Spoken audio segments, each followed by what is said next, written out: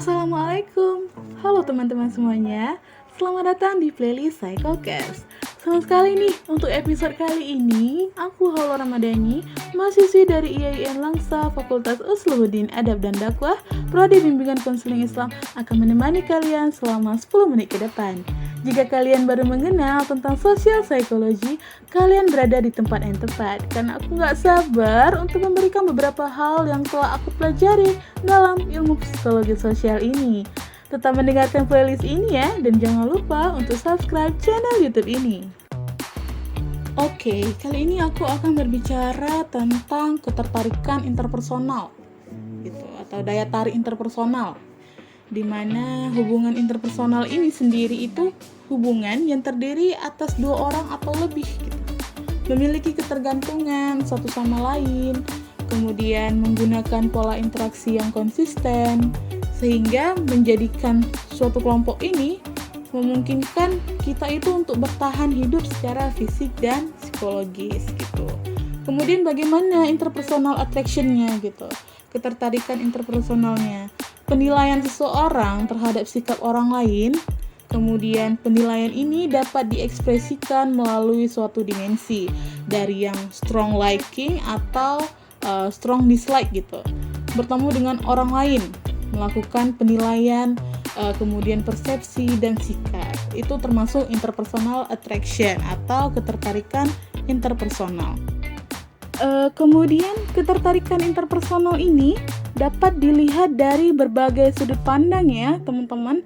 Salah satunya itu dari sudut pandang sosial, gitu.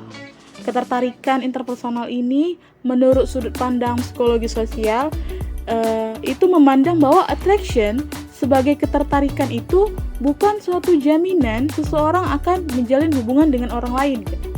Tapi itu merupakan salah satu pintu dari kemungkinan hal tersebut, gitu. Ketertarikan interpersonal ini sebagai unsur dasar ya teman-teman dalam interaksi sosial yang menjelaskan faktor-faktor yang berkaitan dengan daya tarik. Ya, salah satunya itu untuk mempengaruhi persepsi seseorang seperti fisik yang menarik, gitu, untuk melihat kita. Kemudian, ketertarikan interpersonal ini meliputi penilaian suatu perspektif antara yang sangat suka hingga yang tidak suka, gitu. Hal ini disebabkan oleh kesan yang muncul selama proses interaksi yang terjadi di lingkungan sosial. Seperti itu. Kemudian, kita akan bahas tentang aspek-aspek yang berperan dalam ketertarikan interpersonal nih, gitu. Menurut Lahey pada tahun 2012 itu yang pertama adanya hubungan social or liking dimension, gitu. Hubungan sosial ini kan merupakan interaksi sosial yang dilakukan oleh seseorang antara satu dengan orang lain, gitu, yang berguna untuk saling mempengaruhi, gitu. Karena sebagai makhluk sosial, manusia melakukan hal ini itu atas dorongan yang datang baik dari internal maupun eksternal, gitu. Yang kedua itu adanya tugas dan rasa hormat, task and respect dimension, gitu. Terkadang aspek tugas dan rasa hormat ini justru bisa menjadi salah satu alasan yang membuat seseorang menjadi tertarik loh, gitu. Meskipun seseorang sedang tidak bekerja atau sudah lama meninggalkan pekerjaannya, gitu ya, resign, gitu. Namun hubungannya dengan rekan-rekannya sekitar itu tetap masih terjaga, gitu. Seperti memberikan senyuman atau menganggukkan kepala, gitu, ketika berpas-pasan, gitu ya, menyapa, gitu. Karena hal-hal kecil seperti inilah yang mampu membuat orang lain menjadi tertarik, gitu. Yang ketiga yaitu adanya fisik dan penampilan, gitu, physically dan appearance. Penampilan ini merupakan salah satu hal yang harus diperhatikan, gitu. Dengan menampilkan penampilan, kita tuh secara tidak langsung sudah melakukan komunikasi dengan orang lain loh. Dengan berpenampilan menarik aja kita tuh bisa menjadi salah satu faktor seseorang diperhatiin dengan orang lain, gitu. Agak lucu ya, tapi memang itu adanya, gitu. Berpenampilan menarik itu juga salah satu kunci dari penampilan seseorang untuk mendapatkan kesan pertama yang baik. Karena hal ini tuh pada dasarnya penampilan seseorang itu bertujuan untuk membangun kesan pertama yang baik, gitu. First impression, gitu. Orang tuh ngeliat kita tuh dari penampilan kita, gitu. Ya, jadi itu dia tadi aspek-aspek yang berperan dalam ketertarikan interpersonal. Kira-kira ada dalam diri kalian gak, teman-teman? Kemudian kita akan membahas tentang faktor-faktor yang mempengaruhi ketertarikan interpersonal gitu.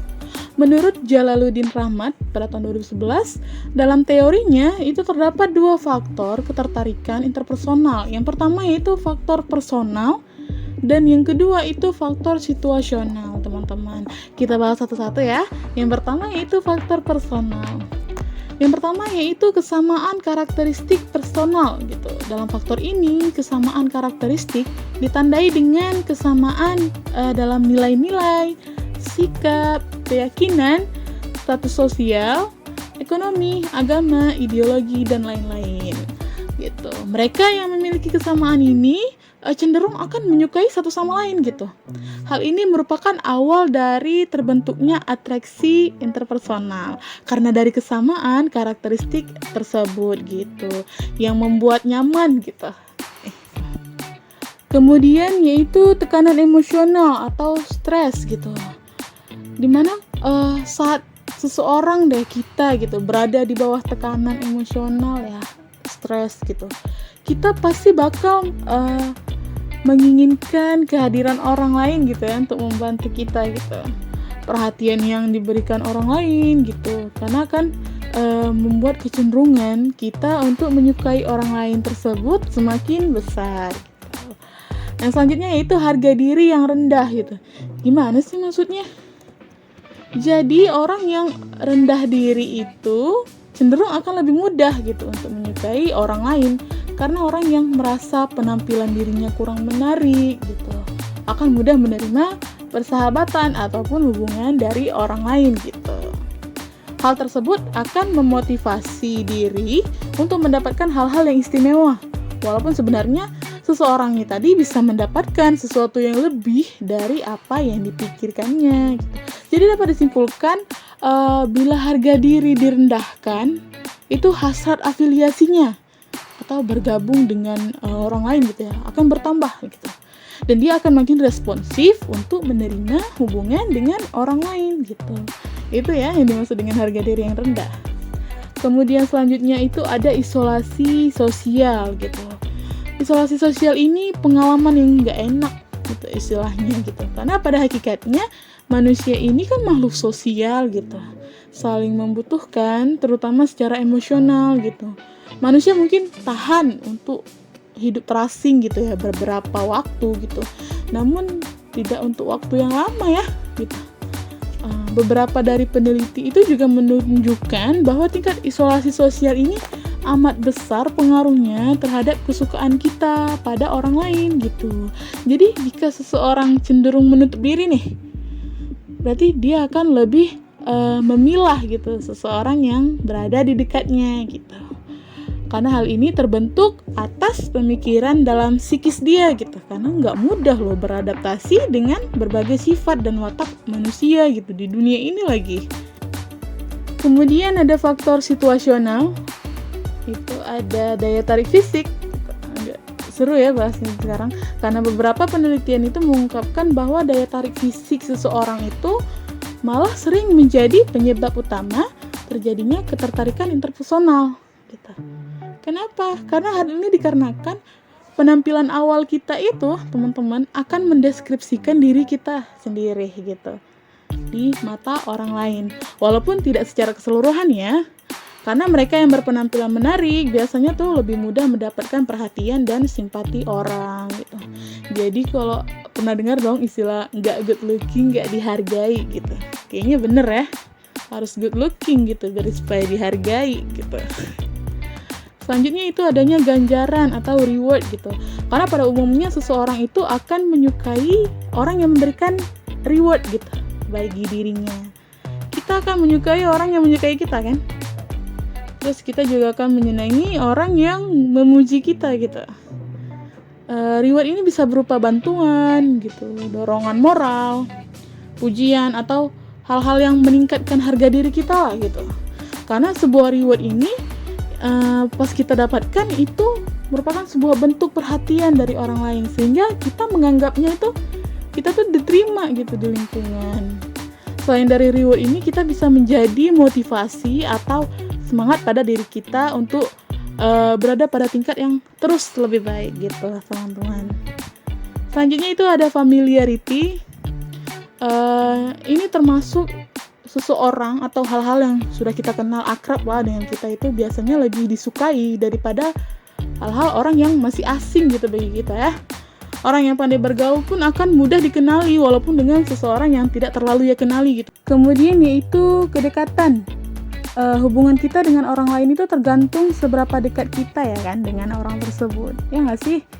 Gitu. Kedekatan itu kan merupakan faktor pendukung yang berhubungan dengan intensitas pertemuan antar keduanya gitu. Kayak bahwa orang yang berdekatan itu tempat untuk saling menyukai gitu, sering dianggap hal-hal yang biasa lah gitu. Dari segi psikologis juga hal ini luar biasa ya, bagaimana tempat yang kelihatannya netral mampu mempengaruhi tatanan psikologis manusia gitu.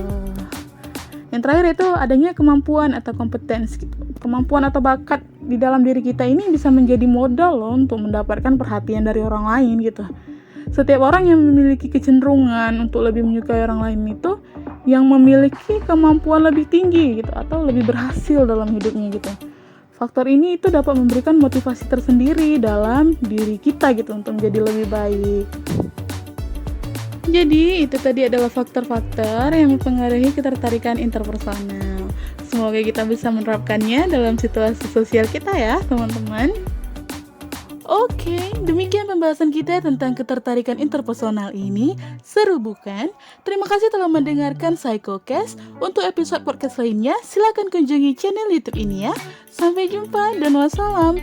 Bye.